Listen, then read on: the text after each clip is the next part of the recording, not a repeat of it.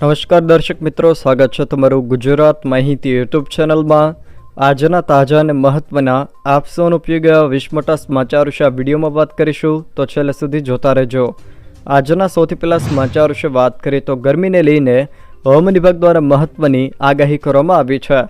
ફેબ્રુઆરી મહિનામાં જ માર્ચ મહિના જેવી ગરમી થતાં અકળામણ થઈ રહી છે।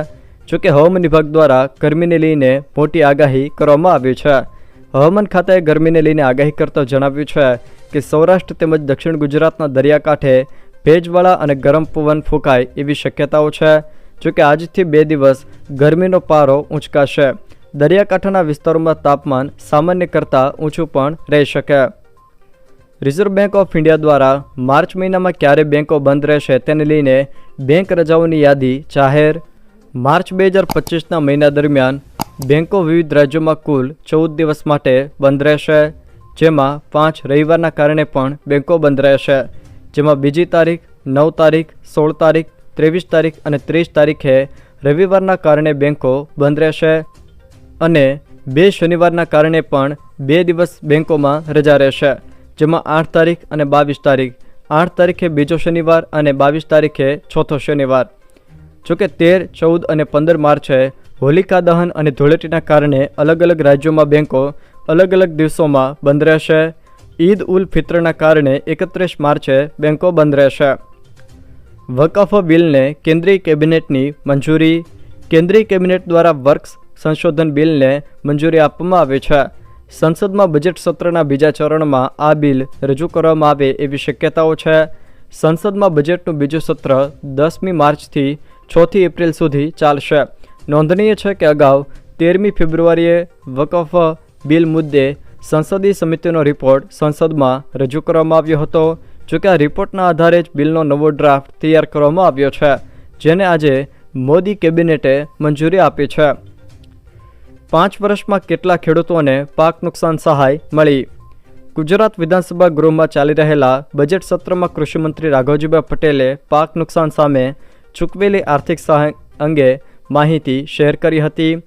ગૃહ ખાતે સભ્યશ્રી દ્વારા પૂછાયેલા પ્રશ્નના પ્રત્યુત્તરમાં કૃષિમંત્રીએ જણાવ્યું હતું કે ગુજરાતમાં છેલ્લા 5 વર્ષ દરમિયાન ખેડૂતોને થયેલા પાક નુકસાન સામે ઉદાર અભિગમ દાખવીને રાજ્યના 99.43 લાખથી પણ વધુ ખેડૂતોને કુલ રૂપિયા 12,389 કરોડથી પણ વધુની સહાય 5 વર્ષ દરમિયાન પાક નુકસાનના કારણે ચૂકવવામાં આવી છે।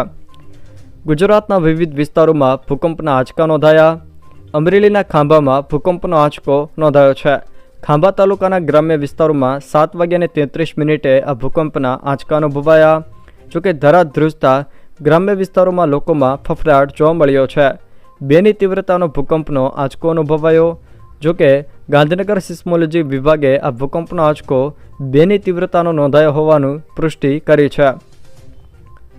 દેવાયત ખવડે પોલીસે યોગ્ય કાર્યવાહી ન કરતા હાઈકોર્ટના દ્વાર ખખડાવ્યા। લોક સાહિત્યકાર દેવાયત ખવડની હાઈકોર્ટમાં ઘા। જોકે પોલીસે ફરિયાદ ન લેતા અરજી કરી। કાર પર હુમલા પ્રકરણમાં હાઈકોર્ટમાં પહોંચ્યા। ગુજરાતના લોક સાહિત્યકાર દેવાયત ખવડ ફરી ચર્ચામાં છે। સાણંદ નજીક દેવાયત ખવડની કાર પર હુમલાને લઈને પોલીસે યોગ્ય કાર્યવાહી ન કરતા હાઈકોર્ટના દ્વાર ખખડાવ્યા છે। પોલીસે ફરિયાદ ન નોંધતા હાઈકોર્ટમાં અરજી કરી છે। આરોપીઓ સામે ફરિયાદ નોંધવા, મુદ્દામાલ શોધી અને પરત કરવા પોલીસને નિર્દેશ આપવાની માંગણી કરવામાં આવી છે। આ સાથે જ કસૂરવાર પોલીસ અધિકારીઓ સામે પણ કાર્યવાહી થાય તેવી રજૂઆત કરાય છે। આ મામલે આગામી દિવસોમાં વધુ સુનાવણી હાથ ધરાશે। આણંદના લોકો માટે ખુશખબર। દેશભરમાં ઘણા મુસાફરો વંદે ભારત ટ્રેનની મુસાફરીનો આનંદ માણે છે, ત્યારે આ આનંદ આણંદની જનતાને પણ મળે તે માટે પ્રયત્નો કરાયા હતા, જે સફળ રહ્યા છે। હવે વંદે ભારત ટ્રેનને આણંદ સ્ટોપેજ મળી ગયું છે। સાંસદ મિતેશ પટેલે આ અંગે રજૂઆત કરી હતી, જે માનવામાં આવતા સાંસદે રેલવે મંત્રીનો આભાર માન્યો હતો। જેમ કે હવેથી વંદે ભારત ટ્રેન માટે આણંદવાસીઓને વડોદરા કે અમદાવાદ નહીં જવું પડે। કેદારનાથ ધામના કપાટ 2 મેએ સવારે 7 વાગ્યે ખુલશે। વિશ્વ પ્રસિદ્ધ 11મા જ્યોતિર્લિંગ શ્રી કેદારનાથ ધામના કપાટ 2 મેએ સવારે 7 વાગ્યે વૈશાખ સુદ 5 મે મિથુન રાશિ વૃષભ લગ્નમાં વિધિસર ખુલશે। નોંધનીય છે કે 27 એપ્રિલે ભગવાન ભૈરવનાથજીની પૂજા થશે, જ્યારે બાબા કેદારની પંચમુખી ડોલી 28 એપ્રિલે શ્રી ઓમકારેશ્વર મંદિર ઉખીમઠથી કેદારનાથ ધામ પ્રસ્થાન કરશે અને 1 મે સાંજે ભગવાન કેદારનાથજીની પંચમુખી ડોલી શ્રી કેદારનાથ ધામ પહોંચી જશે. જન્મ પ્રમાણપત્રમાં હવે આ તારીખ સુધી જ સુધારા કરી શકશો. જન્મ પ્રમાણપત્રમાં ફેરફાર કરવા માટે ભારત સરકાર દ્વારા સમયમર્યાદા નક્કી કરવામાં આવી છે.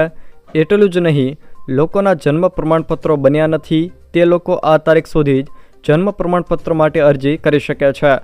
ભારત સરકારે આ માટે અંતિમ સમયમર્યાદા 27 એપ્રિલ 2026 નક્કી કરી છે. આ પછી જો કોઈના જન્મ પ્રમાણપત્રમાં કોઈ ખોટી માહિતી નોંધાયેલી હોય તેથી તેમાં કોઈ પણ પ્રકારનો ફેરફાર કરી શકાતો નથી. ભારતમાં જન્મ પછી 15 વર્ષ સુધી જન્મ પ્રમાણપત્ર મેળવી શકાતું હતું, પરંતુ હવે તેમાં ફેરફાર કરવામાં આવ્યો છે. હવે 15 વર્ષથી વધુ ઉંમરના લોકો પણ જન્મ પ્રમાણપત્ર માટે અરજી કરી શકે છે. અગાઉ આ માટેની અંતિમ તારીખ 31 ડિસેમ્બર 2024 નક્કી કરવામાં આવી હતી, પરંતુ હવે સરકારે તેમાં ફેરફાર કર્યો છે અને આ સમય મર્યાદા 27 એપ્રિલ 2026 સુધી લંબાવી છે. જૂનાગઢમાં મહાશિવરાત્રિના મેળાની પૂર્ણાહુતિ. નાગા સંન્યાસીઓએ રવાડી બાદ મૃગીકુંડમાં સ્નાન કર્યું. મધ્યરાત્રિ મૃગીકુંડમાં સાધુ સંતોએ સ્નાન કર્યું. જોકે ભવનાથ મંદિર ખાતે મહાઆરતી બાદ ડૂબકી લગાવી હતી. સાધુ સંતોએ મૃગીકુંડમાં ડૂબકી લગાવી. મેળો પૂર્ણ થતાં શ્રદ્ધાળુઓ વતન વાપસી કરી. જોકે 13 લાખથી પણ વધુ શ્રદ્ધાળુઓએ મેળાનો આનંદ માણ્યો છે. મહારાષ્ટ્રના રાજકારણમાં ઉથલપાથલના સંકેત. મહારાષ્ટ્રના રાજકારણમાં ફરી મોટી ઉથલપાથલના સંકેત મળી રહ્યા છે. સામનામાં સંજય રાઉતે સીએમ દેવેન્દ્ર ફડણવીસની પ્રશંસા કરી છે. તે ઉપરાંત શિંદે અને ફડણવીસ વચ્ચે બધું બરોબર ન હોવાની વાતો સંભળાઈ રહી છે.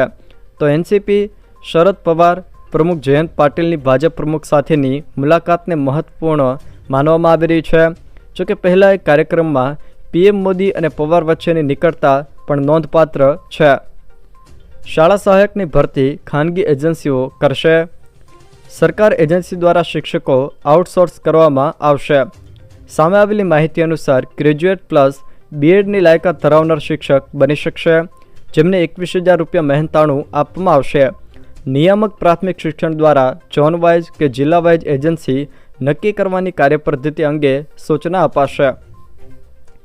ખેડૂતો પાસેથી ચણા અને રાયડાની ટેકાના ભાવે ખરીદી અંગે જાહેરાત કરવામાં આવી છે. આ વર્ષે ટેકામાં ચણાનો ભાવ પ્રતિમણ 1130 રૂપિયા, જ્યારે રાયડાનો ભાવ પ્રતિમણ 1190 રૂપિયા રહેશે. ખેડૂતો આગામી 9 માર્ચ સુધી રજીસ્ટ્રેશન કરાવી શકશે. રાજ્ય સરકાર 14 માર્ચથી ખેડૂતો પાસેથી ચણાની તેમજ રાયડાની ટેકાના ભાવે ખરીદી કરશે.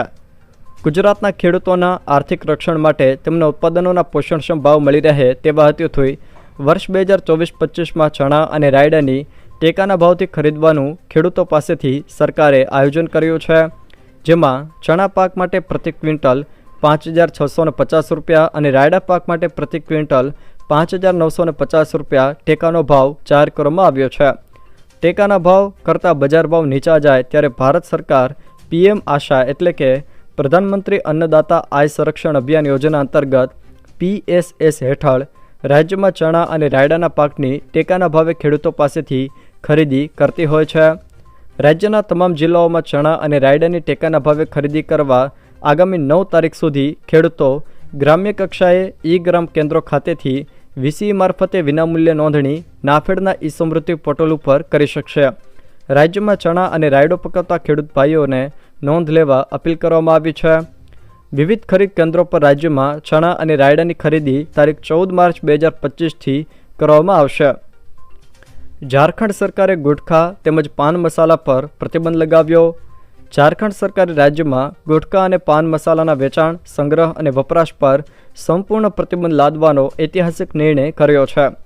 ગુટખા તેમજ પાન મસાલા વેચનારા અને સંગ્રહ કરનારાઓ પર કાર્યવાહી થશે. જોકે તેને લઈને આરોગ્ય મંત્રી દ્વારા નિવેદન આપવામાં આવ્યું છે કે આરોગ્ય સાથે રમત સહન કરવામાં નહીં આવે. જો મિત્રો આ વિડીયો તમને પસંદ આવ્યો હોય તો વિડીયોને લાઇક કરો, તમારા મિત્રો સાથે શેર કરો અને જો તમે અમારી ચેનલમાં નવા હોવ તો ચેનલને સબસ્ક્રાઈબ જરૂર કરજો, જેથી મારા આવનારા તમામ વિડીયોની માહિતી તમારા સુધી પહોંચી શકે.